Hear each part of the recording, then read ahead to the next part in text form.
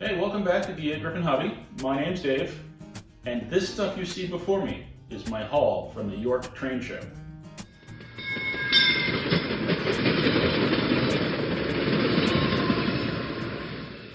A couple of things before we get into unboxing this stuff here.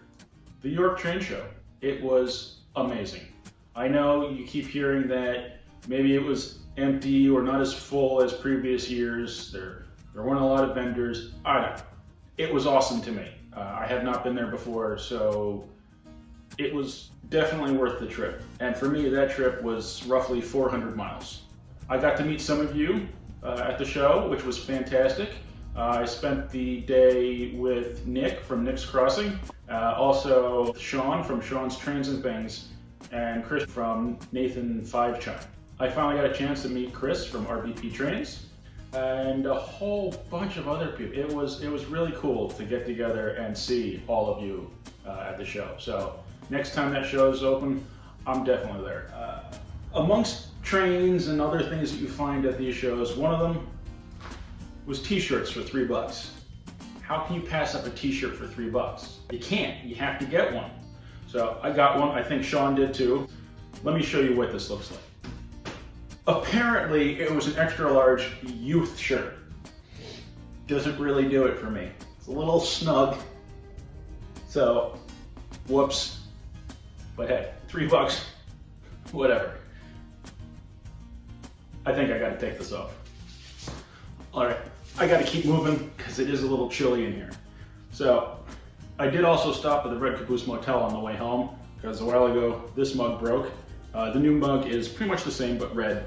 It's in the dishwasher right now, but had to stop there, have some dinner. I tried to catch one of the trains, but I just missed it, and I just didn't have the time to sit there and wait for the next one. So a little disappointed about that, but at least I got to stop in and look around. I love that place. So what did I get? Let's take a look. I got this lovely Lionel bag. I was happy just about the bag. It's kind of cool. This is, I've gotten a few of these over the last few months at different shows or also some at the Lionel store, but more Polar Express cars. You just can't pass up on a $15 car. And again, I'll probably be upset with myself that I only got two. I might have one in a second if that rolls off the table. Guess it's not level. I got two, so now I've got, I think 7? It's good for me. It's fantastic. So anytime I see these, you know, I should have picked up one of the observation cars. I think those had the black roof and mine's got the white roof. What are you gonna do? Maybe next time. Maybe next train show I go to, we'll have a couple of these. It's just 2 basic coaches because I figured how many marionette cars do you need?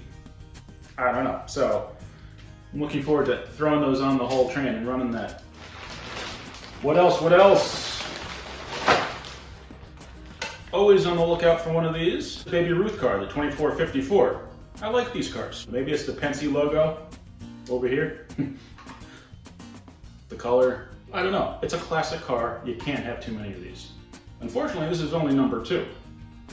It actually has all 4 steps, which is nice. They look like they're a little tweaked and bent. As long as I can get them back into shape without breaking them. I got this, but this goes with this. We'll have to wait a second. Got some cars for my Marx trains. This makes me happy. I could not find a red tender. I honestly don't know if they ever made one. I might have to paint one.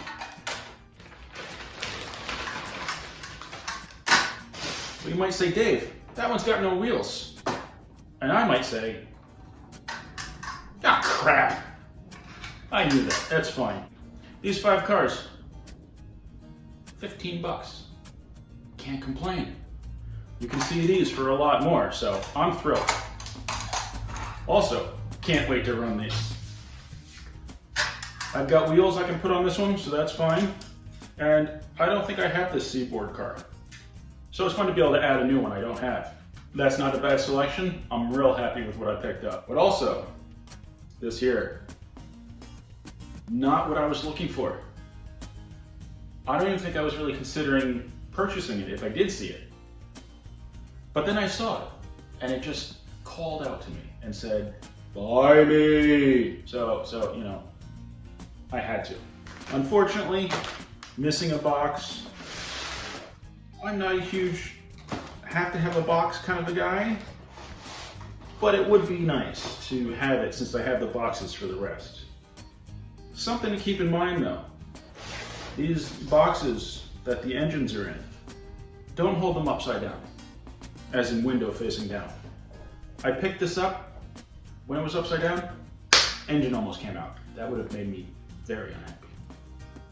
So be careful with the boxes. So I had the engine out of the box at the show to make sure it looked good.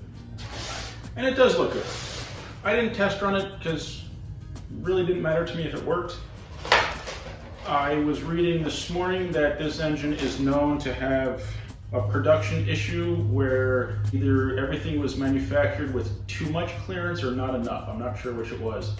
And that it was a poor runner because of that and needed excessive oiling. I don't know how this one runs, so we'll find out together. It is the 68702, the Southern Crescent Limited. It does not seem to me that there's excessive play. Everything looks all right. It's dry, it obviously needs to be lubricated, but it looks pretty good, so I'm hopeful. Hopefully it turns out that this was a good buy. It is dusty a bit, so maybe it was on display. There's a nick in the side of the paint here.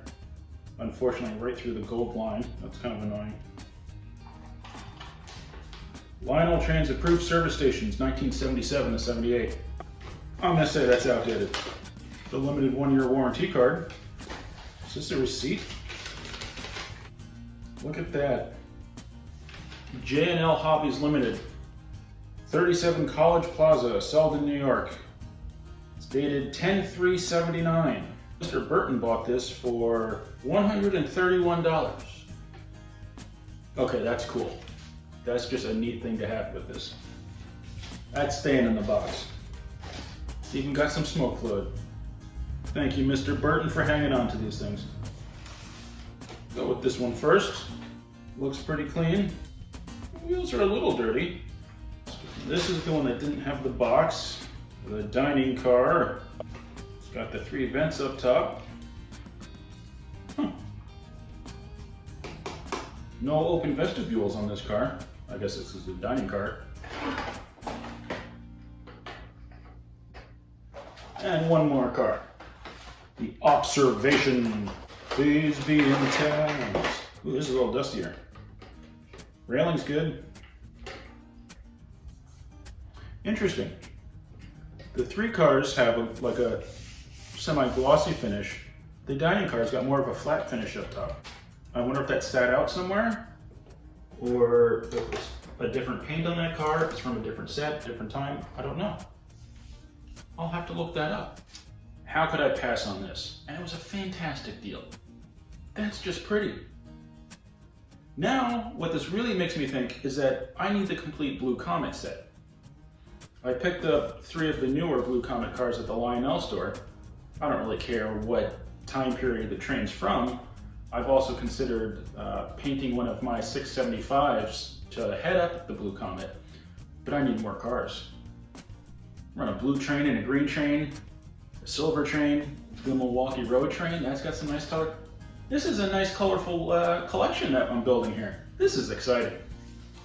So I'm gonna go ahead and get this on the rails and we'll take a look and see how it works. Hopefully it works. Hopefully it runs. Hopefully I didn't waste my money. Let's find out.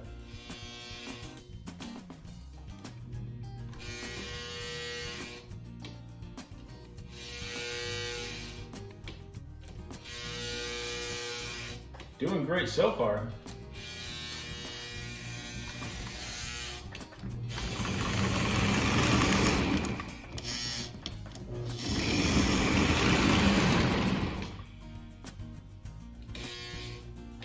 Let's try that again.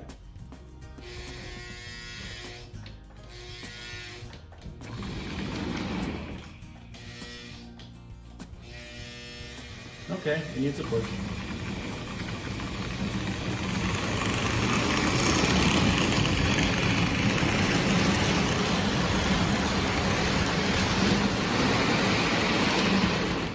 Okay, it runs.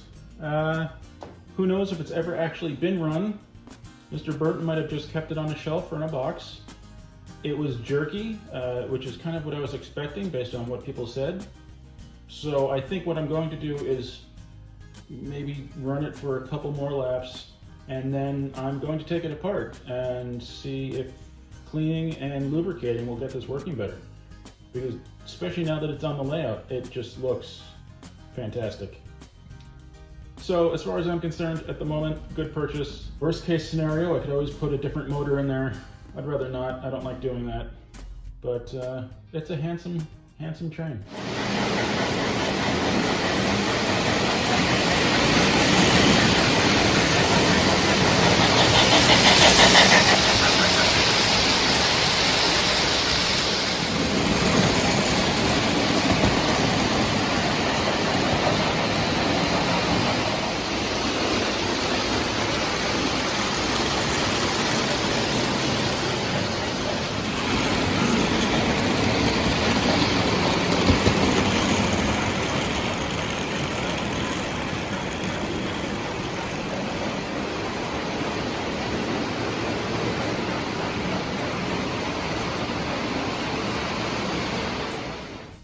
Okay, well, I've given the engine a slightly more thorough oiling and greasing, and I've run it around the layout a whole bunch of times.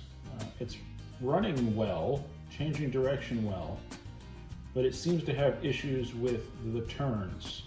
I don't know if it's my track. I've had some issues with the gauge of this Menards track not being correct. I know I've got another engine or two that tend to slow down in spots, so I don't know if it's specifically the engine or a combination of the engine and the track. I need to get a gauge and check the tracks at some point. But this is running a lot better. The sound of steam is not really working. You can kind of hear it very quietly. So I'll have to take a look at that. From my very limited experience with the boards, the first thing I will look at is the connections where the speaker wires connect to the board. I've found those to get loose. But still, I want to take the engine all apart and clean everything and get all the old lube out and get it looped properly, and then make sure everything's good and rewire it if need be. But all things considered,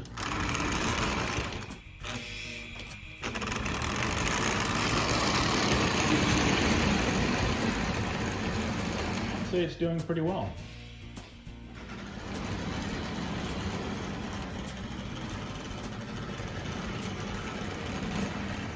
You can see it's a little jerky coming around the bend.